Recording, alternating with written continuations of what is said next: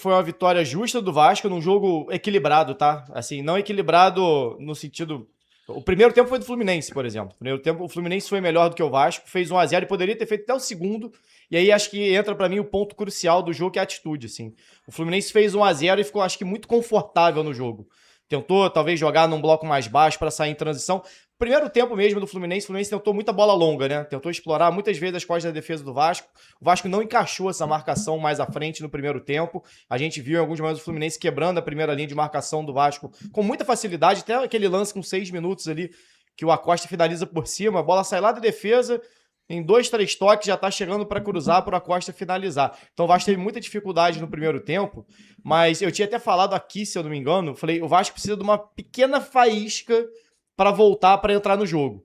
Eu imaginava que poderia acontecer no início da partida, né? O Vasco não começou tão bem assim no jogo, o Fluminense começou melhor, mas o Vasco voltou para o segundo tempo com uma postura diferente, e aí o gol cedo não tem como não colocar muito dessa mudança em relação ao que foi o jogo, esse gol cedo do Vasco, o gol do Ryan, numa jogada do Gomes, que a gente falou ontem aqui quando a gente fez o cara a cara, que mesmo no momento conturbado do Vasco, talvez tenha sido o que tenha caído menos de rendimento nas partidas ruins do Vasco. E ontem, para mim, foi decisivo. A gente vai falar muito do Ryan aqui, tem que falar do Verratti, que fez o gol depois de tanto tempo sem fazer, mas o Gomes ontem jogou muita bola. Os 2 gols do Vasco saem com instruções jogadas do Gomes pelo lado esquerdo e com uma qualidade que ele tem que poucos jogadores têm, que é a facilidade de trabalhar com a perna que não é dominante. Ele trabalha muito bem, cheguei a falar isso aqui ontem, se eu não me engano, que ele trabalha muito bem com a perna esquerda. Os 2 cruzamentos dele para os gols do Vasco são de perna esquerda, ó, de perna esquerda para o gol do Verratti, e o cruzamento que ele dá, que o Nuno, e aí depois até queria saber a opinião de vocês, se o Nuno deu de propósito ou não aquela bola para trás para o Ryan. Eu acho que foi sem querer, né? Mas acho que ele tentou dominar primeiro gol? no primeiro gol. Se foi de propósito, eu vi muita gente debatendo isso e é difícil você ver porque ele tá de costas para a jogada, tem 2 em cima. Eu acho que ele tentou dominar, a bola acabou passando pro Ryan. Mas teve muita gente achando que o Nuno deu de propósito aquela bola, meio que uma roladinha pro Ryan, e eu fiquei na dúvida. Mas fato que foi mais uma jogada também do Gomes pelo lado esquerdo. Eu cheguei até a falar ontem, depois no pós-jogo que eu tava fazendo, fiz até mais de um ontem, em outros canais. Um abraço para João Almirante. João Almirante, tive com o João, tava devendo Gustavo Mel, João Almirante estava lá no Expresso 1923, grande abraço pra galera. Tava devendo a visita, não consegui fazer o pré-jogo, cheguei em casa, não tinha internet, não tinha TV, tinha nada, tive que sair, quando eu voltei para casa tinha e entrei ao vivo.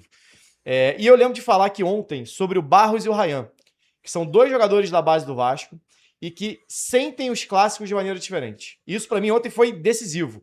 Porque no fim do jogo, por mais que o Vasco tenha feito 2-1, se arrastava para 1-1, que foi inclusive o palpite da maioria da galera aqui.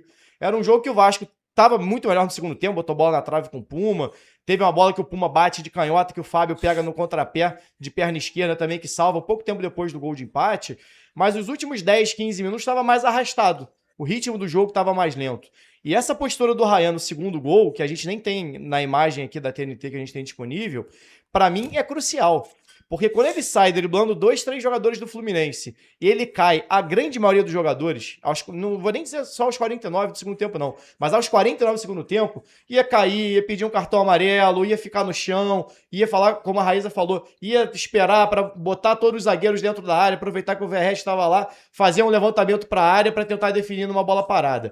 Ele cai, o Zubeldia, depois ele fala que ele bateu 3 metros na frente, ele cai, no momento que ele tem a chance de levantar, ele já para a bola, aonde ele acabou de rolar, bota a bola no chão, ele nem olha para árbitro, não olha para o lado, ele bota no chão, dá o passe para o Puma serve o Gomes, que cruza de canhota e o Verratti faz o gol. A atitude do Ryan, que é um moleque que sente diferente por ser cria da base, para mim foi fundamental. Eu falei, vou usar o mesmo termo que você usou, porque eu usei até ontem no canal. São jogadores que têm tesão em vestir a camisa do Vasco. São jogadores que gostam desse tipo de clássico, que chegam no Maracanã com mais de 60 mil pessoas e eles entendem o tamanho que é vestir a camisa do Vasco, o tamanho que é estar num clássico como esse, uma semifinal de Copa do Brasil, e querem vencer. Eu falei sobre competitividade aqui quando o Vasco botou as reservas contra o Atlético Mineiro e eu cobrei exatamente esse tipo de postura. Que quando chega num jogo como esse, que tenha tesão, que tenha gana para ganhar um jogo como esse, você sair do Maracanã aplaudido como o time saiu, o Verratti comemorando como se fosse um moleque de 18 anos marcando o primeiro gol. O Verratti estava numa seca imensa e é outro cara que, se tecnicamente tem muitos problemas, é um cara que deixa tudo em campo todas as vezes que tá.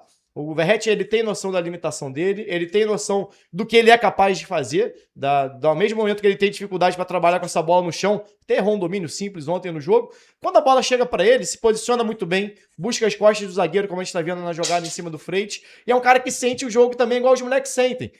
A comemoração do Verratti é um negócio surreal. Ele cai no chão, a galera vai abraçar, ele dá tapa na cara dos outros. Ele gosta disso. E vem muito da escola argentina em muitos momentos, mas vem muito da história que o Verratti tem, que é um cara que não fez base, que jogava na várzea na Argentina no início da carreira, foi despontar com mais de 30 anos de idade. Então, assim, a postura do Vasco ontem foi de um time que quer ser campeão da Copa do Brasil, que quer dar uma alegria pro seu torcedor depois de tantos anos e que deveria ter sempre. E é o que a gente cobra aqui quando o Vasco não teve essa postura, que tem a postura que teve ontem, e por isso o Vasco saiu merecedor dessa vitória por 2-1. Imagino que vale pro Vasco essa possibilidade de um título de Copa do Brasil, né? Na era que o Vasco está vivendo, numa era negativa, numa era de seca, né? Num ano muito ruim, que quase foi rebaixado. Imagino que representa simbolicamente e financeiramente, que é uma grana. Só chegar na final é uma grana.